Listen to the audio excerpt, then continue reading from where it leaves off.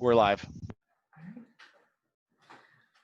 Well, good afternoon, and thank you for joining us virtually for our first public meeting related to service change discussion.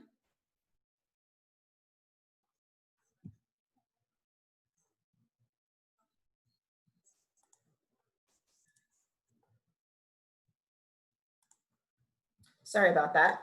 Welcome back. Well, thank you again for joining us for our first public meeting that's virtual related to service change discussion. We will be going over what we are presenting for changes for our September 13th booking. A lot of this you have already seen from May. It was what we had proposed and we're going to implement. But when COVID happened, we put delay to all of our service changes. There is one addition to what we were presenting in May, and that is related to our Route 1. So this table shows you an overview of all of the changes, and I'm going to go over them one by one. But as we go through the presentation, I'll have the specific maps that show what it is today presented to what it is going to be like in September. All right, so for the 1A, the 1B, and the 1C, we are proposing to create a Route 1, and this is for the Sunday schedule only. And what this will do is there are a lot of on-time performance issues for the 1A, 1B, 1C. It is quite a far distance to go from the northern end of the city all the way to various portions of the southern end of the city. So the 1 will travel from Chamberlain and Wilmer to Southside Plaza, and this will leave the 1B and the 1C to go from Southside Plaza to their further end of the line southern portions. What this does for the Sunday schedule also, it actually increases frequency on the 1C from 60 minutes to 40 minutes. On the Saturday schedule, we also made a change to the 1B. The 1B previously went to, or currently goes to Chippenham Hospital. But last August, we added the 2B to also have Sunday service.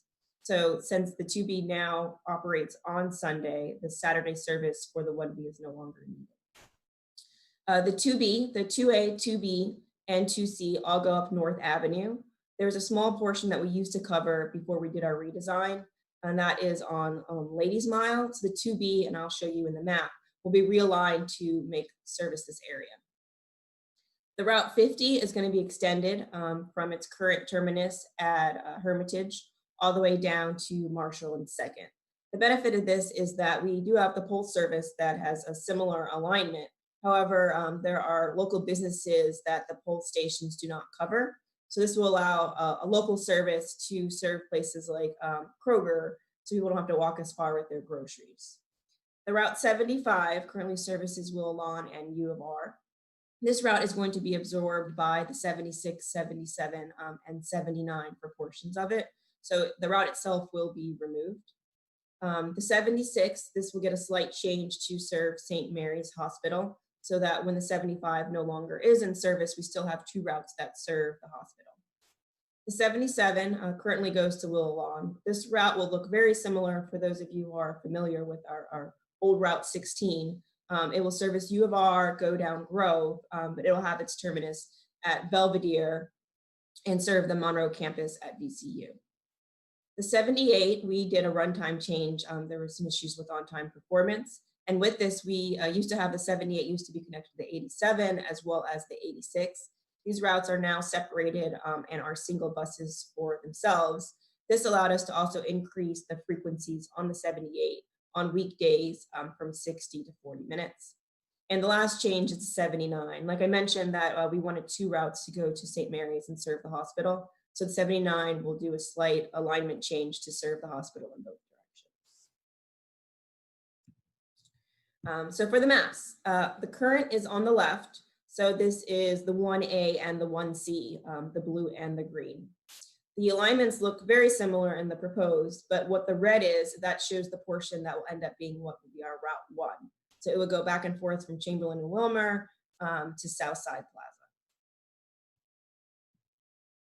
The 2B, you see this very, very slight change in the pink one on the right, where there's a triangle that goes over to Ladies Mile and Hazelhurst area.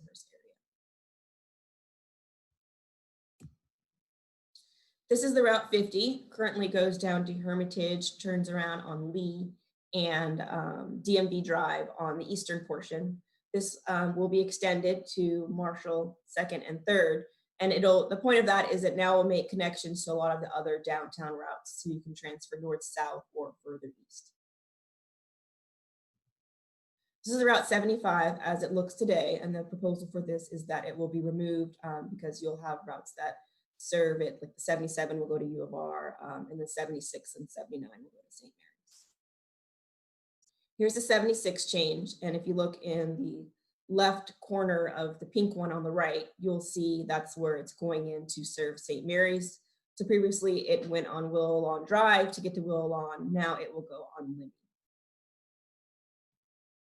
The 77 has been on detour for a little over a year. So you'll see on the left corner in the blue current where it goes up to 3 Chopped and back down Patterson.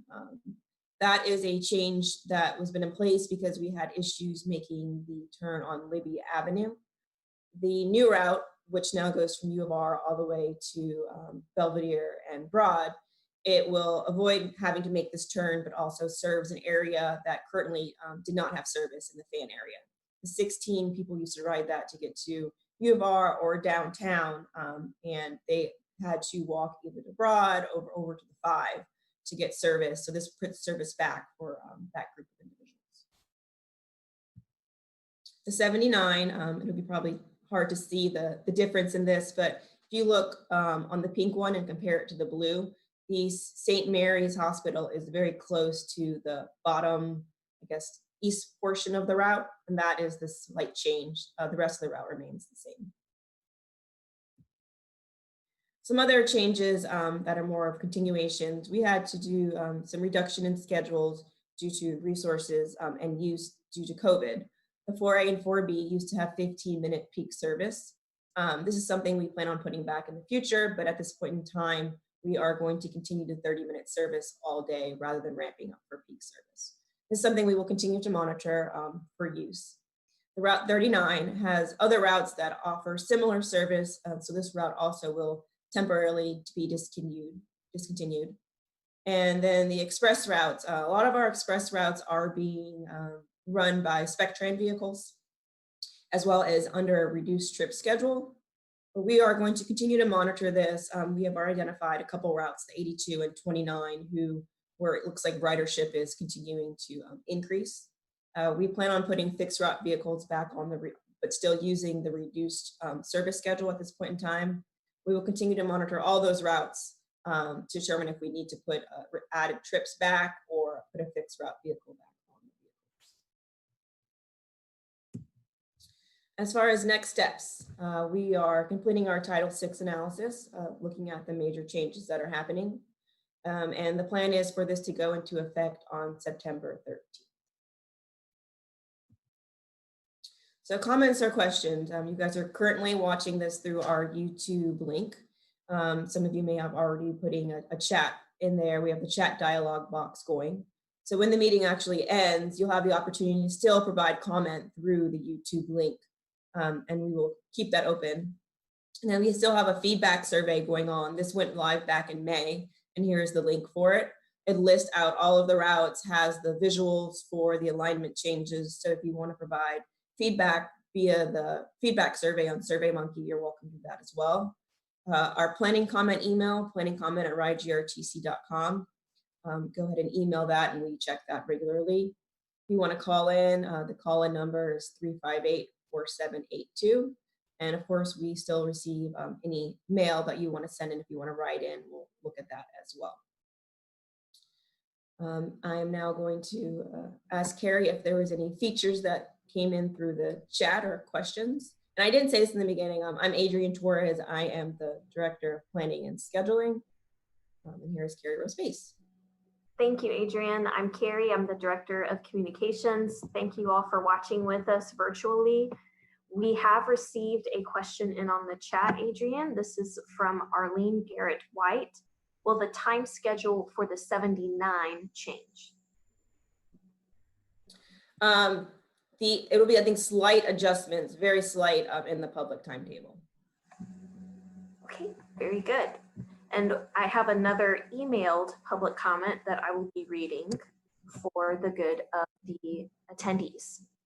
This came in from Janice Fraser by email. There are 2 routes with public comment. I'll do Route 5 first. Route 5, add final westbound trips from Whitcomb and Mechanicsville Turnpike to Coulter Street. Riders traveling eastbound from downtown to the Whitcomb-Mosby area on the last trip of the night get stranded or have to walk to Whitcomb, the Conrad Shelter, or Mosby Central because the eastbound trip ends and service stops. The public commenter provided several timetable examples with recommended extensions of those timetables, which we will make available for public review. The next route is public comment on the Pulse timetable. Add a timetable for the Pulse route. Buses run every 10 to 15 minutes during the day, but with no schedule, riders don't know if they will reach a destination or catch another bus on time. To save paper and to make the schedule readable, the schedule will show estimated times as minutes of the hour for every period of the day. An example timetable is provided, and again, we will make this available. That was the only pre-submitted public comment. And I do not see any additional questions in the chat yet, but if you are watching with us, please do not hesitate to post a question or a public comment in the chat feature, and we will make that available. While we are standing by, I do want to make sure that even if you don't have a public comment, you can still look in the chat section. I've posted the link that Adrian has up on the screen for the survey, public survey. You can click there and provide your feedback. I've also posted a PDF of this presentation so that you can go back and look at the individual slides at your leisure. That is also posted in the chat. We have a new question, Adrian. This one comes from Cody Dedman. Will the 1B and 1C departures from Southside Plaza correspond to the 1 coming from the north side? For the Sunday schedule, the 1B does not operate, so it only impacts the 1A and the 1C, but they will be coordinated, yes.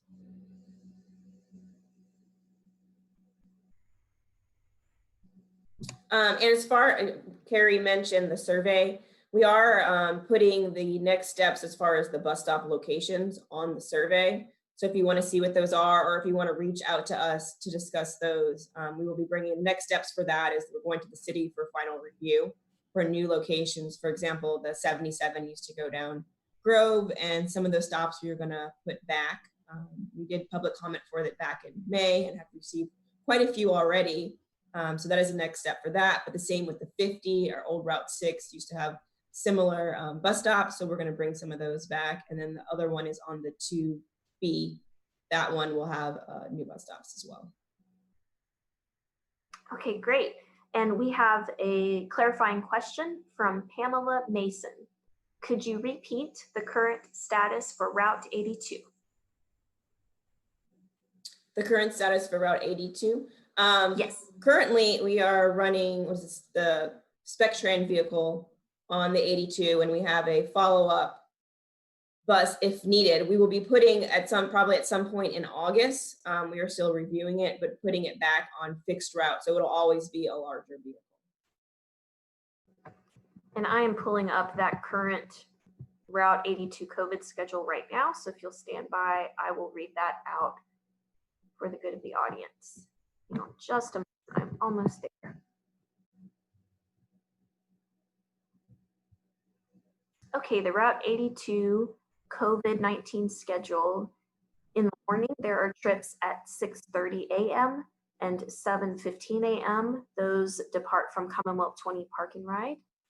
And the afternoon trips leaving from downtown Richmond are at 4:05 p.m. and 5:15 p.m. And as Adrian just said, she will be switching those from the vans, which have been providing transport over the summer, back up to the buses. And if you do have a request for additional trip times, go ahead and email us and let us know as far as a preference.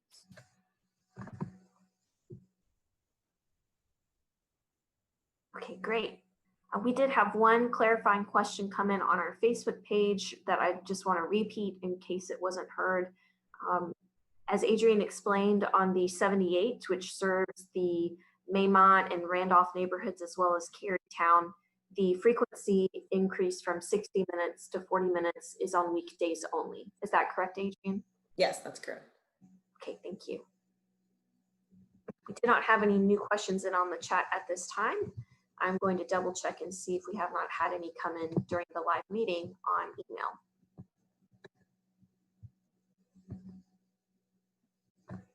And seeing none at this time, it appears that we are currently through with our submitted questions. All right. Do you want to hang out for just a couple more minutes in case something comes in? Yeah, absolutely. Pretty fast. And again, if you want to review the slideshow that Adrian presented, you can do that. I have posted the link in the chat. It says you can review this presentation online, and you will click and it will open up a PDF for you so you can click back through the different maps. All right, Adrian, we're getting a couple of new questions in. This one is from Arlene Garrett White. Are there plans in the future to have service run on weekends for the Route 79? Yes, that is something that we've been monitoring with Henrico County. That is their route. And I know they do have that listed as a future priority as things continue to progress on the 79, as I know as Regency kind of does its redevelopment and other things happen along that corridor. I do not have a date as far as when they have that listed for, but it is something that is being considered. Okay, great. And now we have a question from Kenneth Lance. Will the results of the Title VI analysis for these service updates be available on the GRTC website? Absolutely. They sure will. I will be posting any additional materials on the very same link for the public meeting notice. On our website, you'll go to ridegrtc.com, and on the navigation header, you'll see the news and updates. It's toward the right side of your screen, and then you'll click on news. And that's where you can see all of our public meeting notices, including this one. And that's where I will add any additional links. That's where you can currently see the PDF presentation download, as well as the link to the SurveyMonkey for feedback.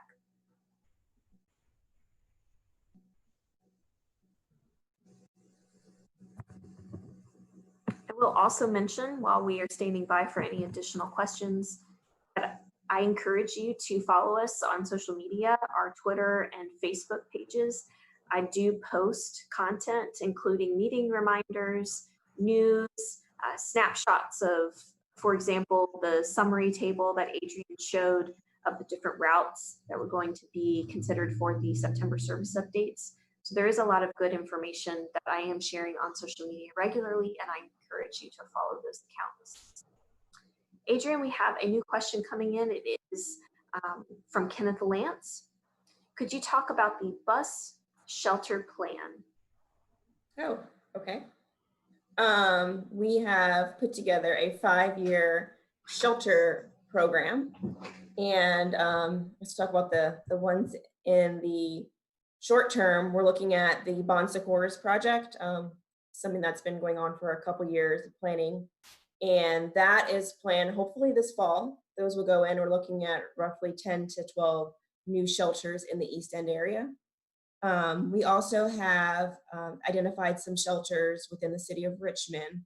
Some of the ones that are on the list right now are Marshall and 3rd and Marshall.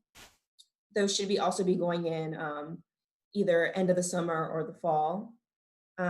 We've also identified some shelters with the new Route 111. We've ordered those for Chesterfield County. At this point in time, I believe it's 4 shelters that will be going in.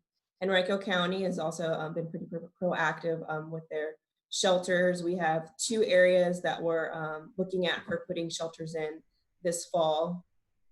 And then over the next, like I said, 5 years, we're trying to do at least 10 to 15 shelters in the various jurisdictions. And we have a full list of those that already qualify. And as people email in as well, we measure them against the metrics and the requests that we already received to see if we can add them to the list as we continue.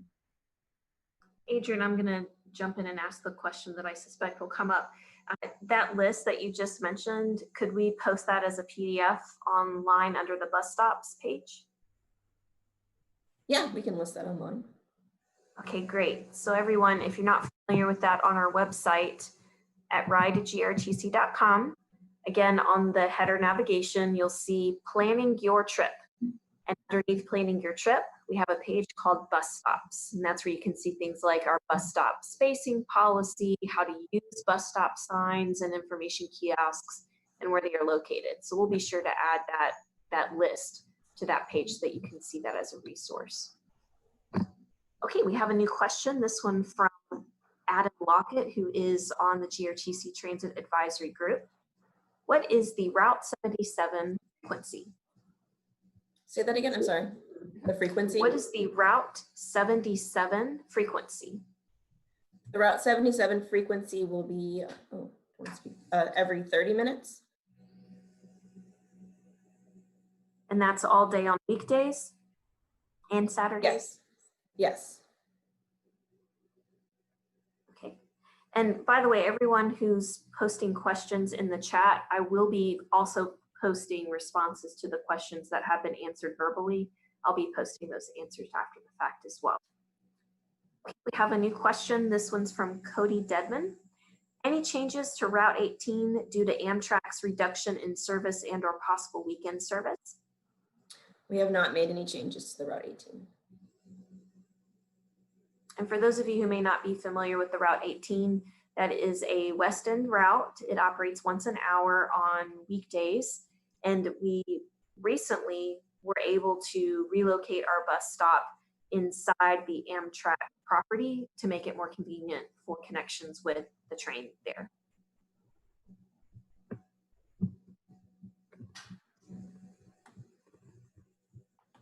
We'll just give it another moment in case people think of a new question they would like to submit. And meanwhile, I'm going to double check email. No fresh ones in on email. Okay. I'm also going to pop over to our social media, so I will mute myself briefly so that you don't hear me clicking on my laptop.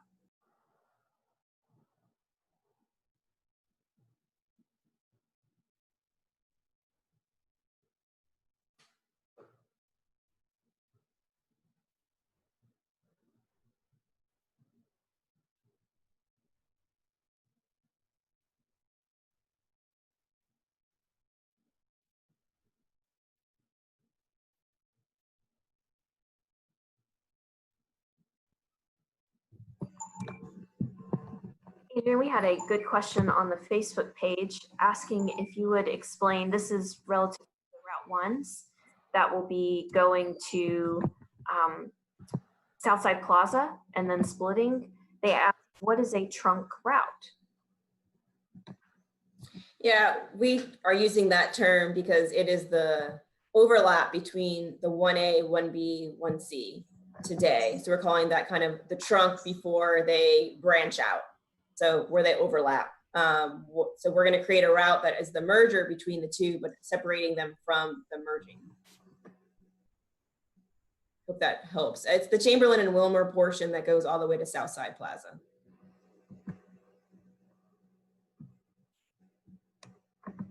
So trunk is kind of like a tree trunk before the branches branch out.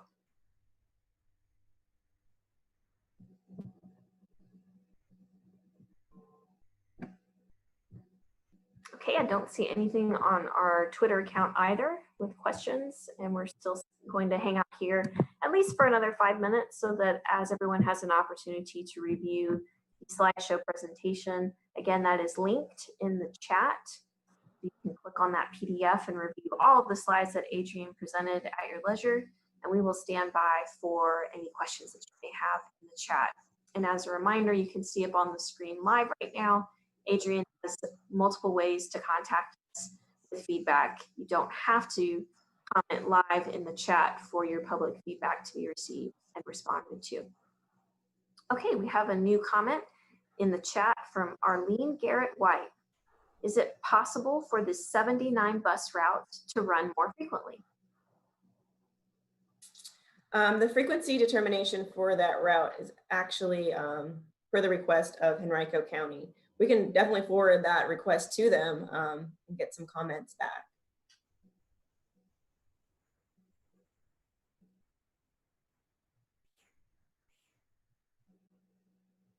And while I have some of you as a captive audience, I will make sure that you are all aware that during COVID-19, we have a lot of information on our website about the safety protocols that we are taking for our staff and for our passengers, as well as some tips for our riders. If you have not been on the bus with us recently, some things have changed during the pandemic, and we have all that information on our website. Just go to ridegrtc.com and you'll see a big alert bar that says COVID-19. Click on that and you will see a lot of information about what we have done, including a calendar that lists every step that we have taken by date since March when everything started to shut down in Virginia. And we do have all that information available for you.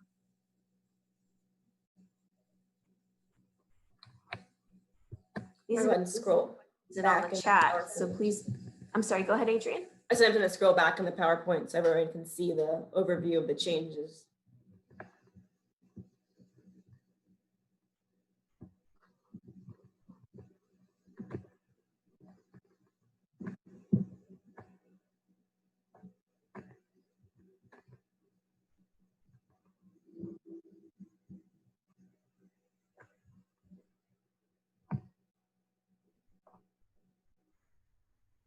Adrian, I think that the Route 50 extension is one that came from public feedback, even going back to when we did the route redesign that launched in 2018. Yes, we got quite a bit of feedback on that for that request. People had to walk quite a bit further with the pull stations being the main access points to local businesses. And just as a reminder for our participants today, the additional route that serves the Kroger at Lombardy is the Route 14, which operates from north side down through the Kroger area. Of course, it serves Virginia Union University as well as VCU's campuses before it continues out into the East End.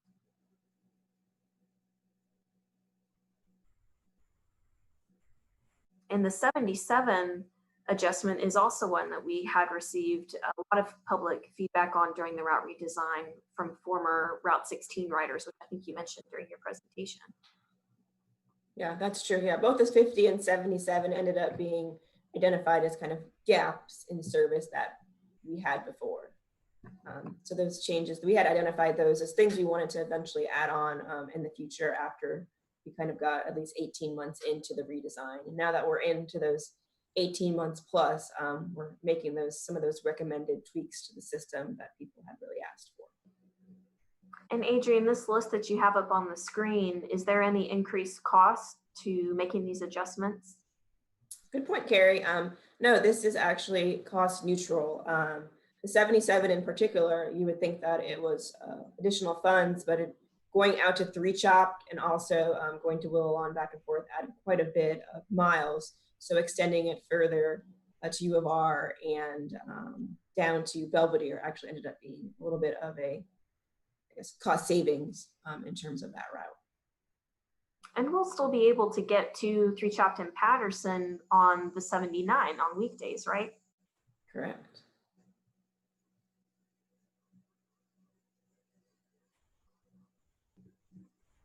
Okay, I don't see any new questions at this time in the chat. I do want to add one more, just another comment. So the 75, I mentioned the things that were kind of resource-wise that we were keeping on a reduced schedule due to COVID. The 75 actually is a route that was included in that list as far as, so it's been gone since April. However, I didn't include it as moving further since it was part of the list of things that we had already identified for removal. So it has been gone for the last couple of months already. And we haven't really received any comments, I don't think, as far as missing that route at this point in time.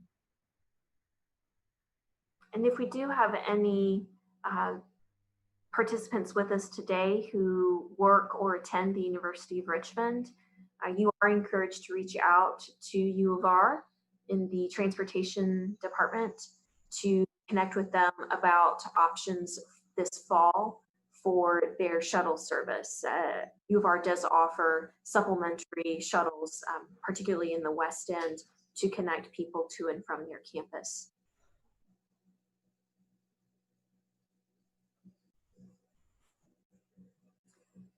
I will take this opportunity to remind everyone with us today that GRTC does remain zero fare during the pandemic. This is a fact that we put into place to protect our staff and you as well, so that we can maintain at least a 6-foot distance between the operator and the driver's seat and passengers. This is also why most of our passengers are entering and exiting through the rear door of the bus, and we thank everybody for cooperating with that. We do have hand sanitizer dispensers that are available at every bus's rear door. And if you use any of our care vans, our paratransit vans, the hand sanitizer dispenser is opposite the door near the rear windows. So those sanitizer stations are available on the entire fleet at this time. I do have one comment that was posted in the chat from Pamela Mason. Thank you for sharing this information and have a terrific rest of your day. We hope you do too. It is now 12:31 and we have gone through the entire presentation. You can review that at our website, ridegrtc.com. The link is posted in the chat. I will be responding to the questions that are posted in the chat now. And I think at this time, we can mute ourselves and stand by in case there are any additional questions.